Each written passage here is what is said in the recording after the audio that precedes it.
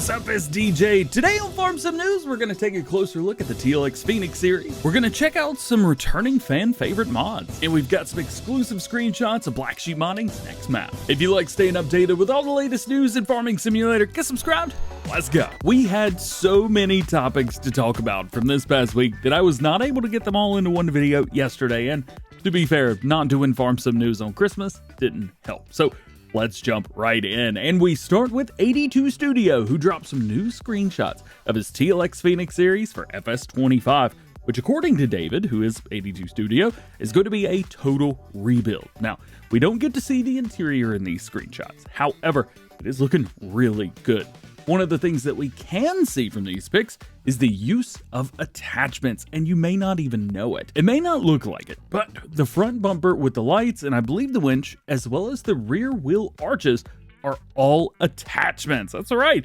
Customization options like these will be attachments in the future. I've talked about it a little bit in previous news videos, and make sure you're subscribed. That way you don't miss me showing off how these work in a future video once we get closer to its release. Nonetheless, you can check out 82 Studio's live stream from last Friday as he showed off how it's going to work there. I'm not sure if all TLX trucks will follow the same feature set in the future, but it'd be really nice just to buy one set of customization options and then one truck, and you're good to go. Hey, bring out that Nitro Blue 9000. Next up, we have Agritono and their John Deere 7J with some new information.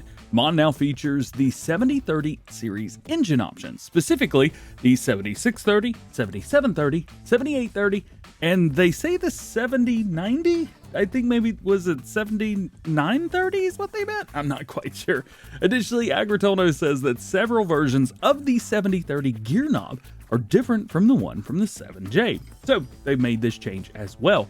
From the wording, I'm not sure if they've made it so it matches the 7030 or the 7J. Since all of Agritono's posts are translated from Portuguese, specifics can be a little bit difficult to understand. Nonetheless, more specific features are heading our way with the 7J, although none of the images that Agritono shared today are of those gear knobs. They also shared this screenshot at Christmas featuring the 7J and the recently released Husqvarna MZ54 from FS22, both in FS25. As far as I can find, this is the first time that they've shared an image of the mower in 25, so it looks like progress is being made on this project. Haskell Counts is also making great progress on some forklifts. Their CF210 as well as the LZ45 will both be returning in FS25. These were pretty popular back in FS22, with the CF210 being perfect for containers and extremely heavy and large objects, while the LZ45 was more suited for making quick work of smaller jobs with forks that could split into two different sets, allowing you to move between 2 and 4 pallets at the same time. It also had a trailer hitch on it in FS22, which I would assume is coming back. Both of these heading into FS25 for all players offers more choices when moving pallets and things like that, and that's kind of the beauty of having so many different mods in the same category. It allows people to play the game however they want, and I love that. Hey, speaking of moving containers, Hispano Modding posted this up at Christmas time. It is their Lizard Cranes SMV 4531 TC5 container crane, along with 3 stacked containers. Now, Hispano Modding has not said, at least that I can find, that these are coming back to FS25. However, they did like a few of the comments referring to them coming to FS25, so maybe there's that. I would assume that we're going to see these as they were very popular, especially with players doing roleplay. And I really liked using the semi-trailer with a grain container as a trailer to transport stuff back and forth from the field to silos, but they were used in all different ways. I would love to see these coming back, but this isn't one that I'm 100% on.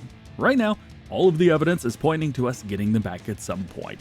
Make sure you guys stay tuned to the channel because I'll give you updated information as we get it. Next, let's talk about WolfX Modding and a few of the mods that they have finished up over the past week or so that are currently with giants awaiting testing. First is their Zetor LKT 81 Turbo. This was one of the few mods that did not get an update from them back in FS22, releasing on April of 2024.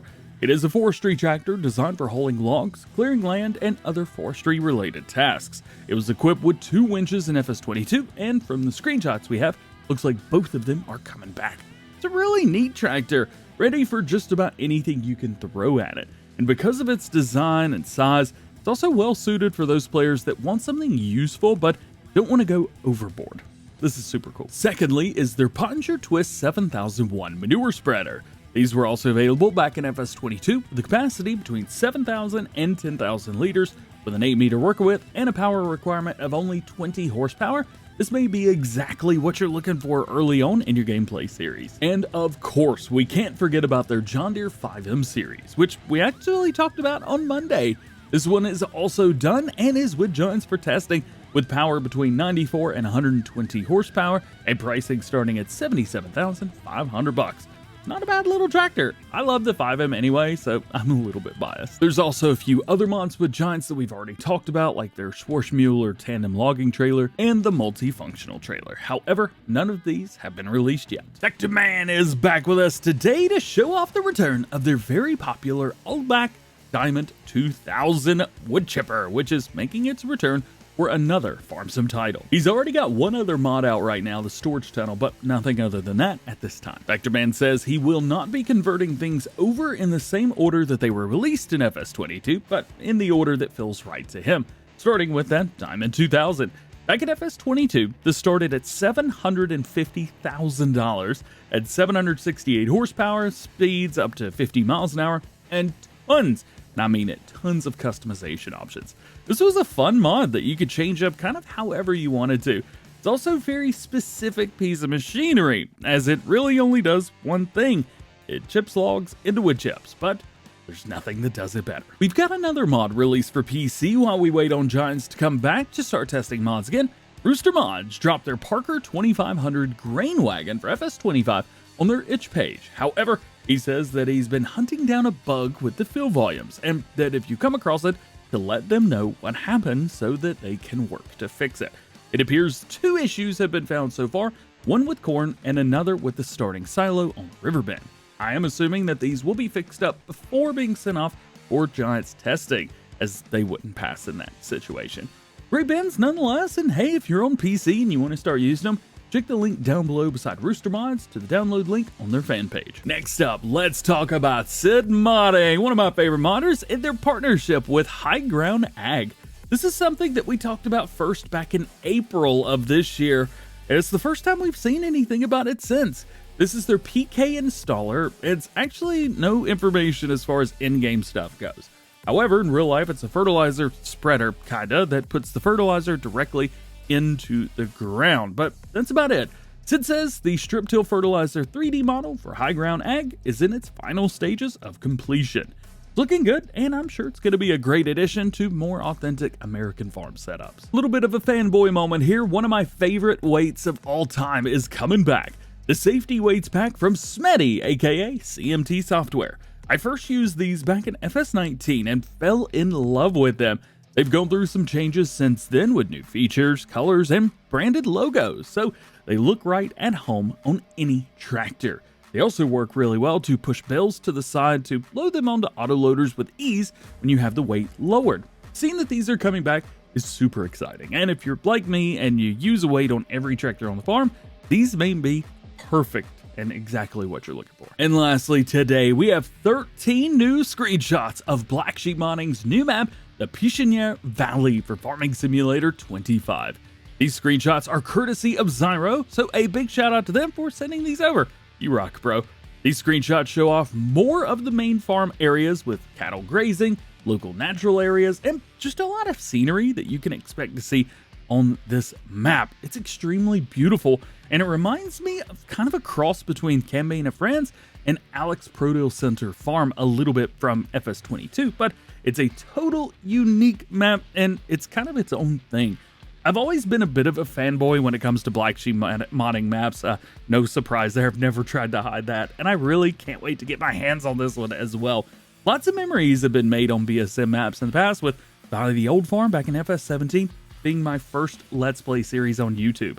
I think that says it all. And there's only one other thing to say, but I'm gonna keep sharing screenshots of the map while I tell you that, just like every episode of Farm Sim News, links to everything we talked about today can be found in the description. Remember, there's no release dates for mods, so no one knows when any mod's going to be released. And if you like this video, you can check out the Farm Sim News playlist for all the latest news and top stories going on in the world of Farming Simulator. And that is it. Thank you so much for hanging out with me today. I hope you enjoyed this one. If you did, drop a like, get subscribed if you're new, and join the GoHam fam. Double check that notification bell. That way, you never miss videos like this one in the future. All being said, just have a great day. Have an awesome weekend. We will see you Monday. Peace.